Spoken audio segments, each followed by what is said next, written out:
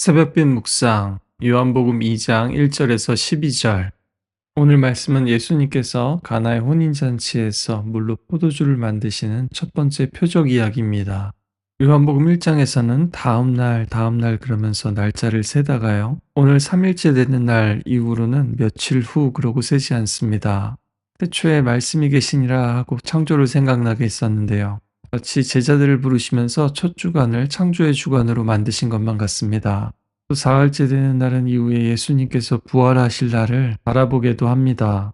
시내산에서 셋째 날에 하나님의 영광이 나타났던 그날을 떠올리게도 하죠. 오늘 예수님의 첫 번째 영광이 나타나는 날입니다. 제자들과 함께 혼인잔치에 참석하셨는데요. 거기에는 예수님의 어머니와 형제들도 있었습니다. 그런데 마침 포도주가 떨어지고 예수님의 어머니는 그들에게 포도주가 없다고 예수님께 말합니다. 오늘날 생일 파티에 생일 케이크를 준비하지 못한 것과는 차원이 다른 문제입니다. 이것은 가문의 행사이고 마을 전체 행사이기도 했습니다. 그래서 결혼식을 함께 축하하는 가까운 사람들은 보통 결혼식에 참석하기 위해 미리 포도주와 같은 선물들을 보냈습니다. 포도주가 없다는 것은 친구나 주변에 사람이 없다는 것과 마찬가지입니다. 마치 한국에서 함을 들고 가는데 친구들이 없는 것처럼요. 당시 이것은 굉장히 수치스럽고 명예가 실추되는 상황입니다. 손님 접대에 실패하면 이건 쉽게 지워지지 않는 사건입니다. 지금 예수님의 어머니가 뒤에서 은밀하게 일을 처리한다라는 것은 가까운 가족이나 친척 아니면 충실한 친구로서 지금 행동하고 있는 겁니다. 요한복음에서는 예수님의 어머니가 마리아라고 불리지 않고 예수의 어머니라고 불립니다. 또 요한복음 전체에서 바로 오늘과 바로 십자가 아래에서만 발견됩니다. 예수님의 사역의 시작과 끝에요. 예수님의 어머니는 오늘 이렇게 첫 번째 표적과 또 완성된 그 십자가의 표적을 모두 목격한 증인이면서도 이후의 대화를 보면은 이상적인 믿음의 모습과 동시에 인간적인 믿음의 한계도 보여줍니다. 4절의 번역이 많은 사람들을 의아하게 하는데요. 원문의 그리스어는 당시 여성을 부를 때 쓰던 일상적인 호칭 중에 하나입니다. 오늘날 영어로 맴 정도 될까요? 이것은 절대로 무례하거나 적대적인 표현은 아닙니다. 예수님이나 복음서의 다른 사람들이 여자여 하고 부를 때도 존중과 인정의 톤을 가지고 있습니다. 십자가 아래에서 제자에게 어머니를 부탁할 때도 여자여 보소서 아들이니이다 말씀하셨고요. 부활 후에도 울고 있는 막달라 마리아에게 여자여 어찌하여 우느냐고 말씀하셨죠. 다만 어머니에게 그 호칭을 사용하는 것은 이례적이긴 합니다. 이것은 마치 예수님이 누가 내 어머니며 내 형제들이냐 혹은 바로 앞에서 혈통으로나 육정으로 나지 않았다라고 하는 그런 강조점이 있는 겁니다. 당신과 내가 무슨 상관이 있습니까? 라는 표현도요. 무례함이라기보다는 관여하지 않겠다는 거리두기를 나타내는 관용적인 표현입니다. 그 이유는 예수님의 어머니가 예수님의 능력도 알고 도움도 요청하지만 예수님의 때는 아직 알지 못하기 때문입니다. 뒤에서 밝혀지겠지만 요한복음에서 예수님의 때는 영광을 받을 때이면서 고난을 받을 때이며 십자가에 달리실 때입니다. 예수의 어머니는 아직 때를 모르고 우리 예수님은 때를 아십니다.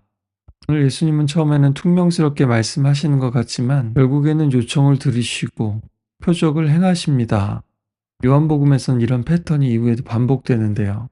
결국엔 사람들이 요청할지라도 우리 예수님은 하나님의 뜻과 때에 따라서 움직이셨다라는 것을 알 수 있습니다. 예수님의 어머니는 하인들에게 예수님이 시키는 대로 뭐든지 다 하라고 하면서 예수님의 말씀을 신뢰합니다. 돌로 만든 물 항아리 6개가 있었습니다. 오병이어로 수천 명을 먹이실 때도 침과 흙으로 맹인의 눈을 뜨게 하실 때도 예수님은 이미 여기 있는 것에서부터 새 일을 시작하십니다. 제자들을 선택하실 때도 자기에게 나온 사람들이나 가까이 있는 사람들 중에서부터 시작하셨죠. 우리가 없는 것에만 집착하고 발을 동동 구르고 있을 때 하나님께서는 너무나 평범해 보이는 지금 여기 우리 앞에 있는 것으로부터 놀라운 일을 시작하고 계십니다. 돌 항아리는 토기 항아리와 달리 비다공성이기 때문에 부정하게 오염될 가능성이 없어서 손을 씻는 정결의식 같은 것에 사용되는 도구였습니다. 오늘 이 6통을 현대 와인잔으로 계산하면 대략 2,000에서 3,000잔에 해당된다고 합니다. 7에 미치지 못하는 6 항아리, 율법을 지켜도 마음은 씻지 못하는 그 구약의 의식들, 거기로부터 새로운 관계를 창조하십니다. 예수님께서 항아리에 물을 가득 아기까지 채워서 연회장에게 갖다 주라고 해서 갖다 주었더니 물은 포도주로 변했고 연회장이 깜짝 놀랄 정도로 최상급 포도주가 되어 있었습니다. 그의 충만함에서 우리가 다 받으니 은혜 위에 은혜로다. 말씀이 육신이 되신 예수님께서 말씀을 현실로 만들고 계십니다. 지금까지 좋은 포도주를 두었다는 말은 이중적인 의미를 가지고 있습니다.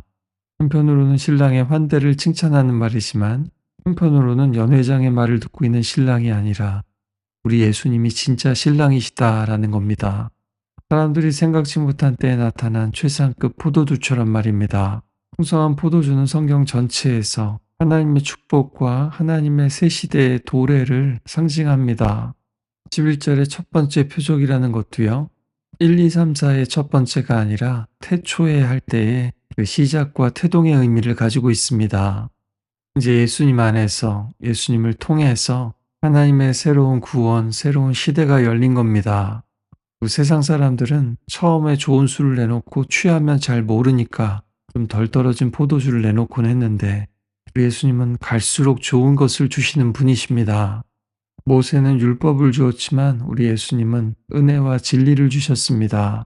그리고 그 은혜는 은혜 위에 은혜, 넘치는 은혜입니다. 연회장은 포도주 맛은 보았지만 이 포도주의 출처는 정확히 알지 못합니다. 하인들은 시키는 대로 했기 때문에 예수님이 그렇게 하셨다는 것을 알 겁니다. 그러나 이것을 기적이 아니라 표적이라고 하는 이유는 이 기적은 예수님을 가리키는 표지판이라는 뜻입니다. 우리는 하나님 기적만 보여주시면 제가 하나님 믿을 수 있습니다 라고 말할지 모르지만 성경은 그렇지 않다고 말씀합니다. 예수님께서 너희가 내 안에 거하고 내 말이 너희 안에 거하면 무엇이든지 구하면 이루리라고 말씀하셨습니다. 따라서 이 기적이라는 것은 예수님의 말씀의 열매일 뿐입니다. 어떤 선물을 받을까만 생각하는 사람들은 소중한 사람을 잃게 되는 것처럼 기적에만 집착하는 사람들은 예수님을 놓치게 됩니다.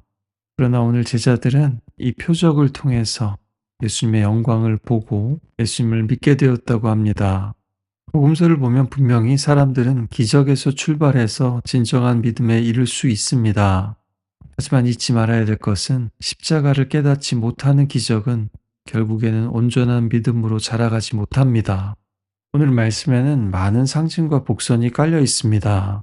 그러나 무엇보다 중요한 것은 예수님께서 측근의 혼인잔치에 포도주가 떨어져서 사회적으로 큰 망신을 당하게 생겼는데 신랑의 명예를 혹은 예수님 가족의 명예를 지켜주셨다는 겁니다. 기꺼이 결혼식의 들러리 역할을 해주신 거죠. 오늘 마지막 절에서도 예수님이 어머니와 형제들, 제자들과 함께 가버나움에 내려가셔서 며칠 동안 머무셨다고 합니다. 예수님도 가족이 있으셨고 친구가 있으셨습니다. 우리는 예수님이 완전한 하나님이시지만 완전한 사람이라는 것은 와닿지 않을 때가 참 많습니다. 그러나 예수님은 지금도 가족들 때문에, 친구들 때문에 기뻐하고 슬퍼하는, 문제를 해결하고자 씨름하고 때로는 고통당하는 우리 평범한 인생 가운데, 평범한 일상 가운데 함께 하시며 놀라운 일을 행하십니다. 오늘 우리에게 떨어진 포도주는 무엇일까요? 우리는 아직 때가 아니라고 말씀하셔도 받아들일 수가 있을까요? 때가 아니라고 말씀하시고 표적을 행하시는 예수님을 여전히 우리는 기대하며 기도하고 있을까요? 물이 변하여 포도주가 되는 결혼의 축제와 물과 피를 다 쏟아 돌아가신 그 비극의 날이 모두 다 우리의 구원을 위한 날이라는 것을 믿고 나아갈 수 있을까요? 오늘 이 말씀을 깊이 묵상하며 함께 기도했으면 좋겠습니다. 오늘도 또다시 전신 마취를 하고 골수 검사를 받아야 하는 어린 자녀를 위해서 또한 기도해 주시길 바랍니다. 아이와 가족들이 쉽지 않은 과정 잘 견뎌낼 수 있도록 힘을 주시고 또 물로 포도주를 만드신 놀라우신 주님께서 이 아이의 피와 살도 변화시켜 주시옵소서 함께 기도해 주시길 바랍니다.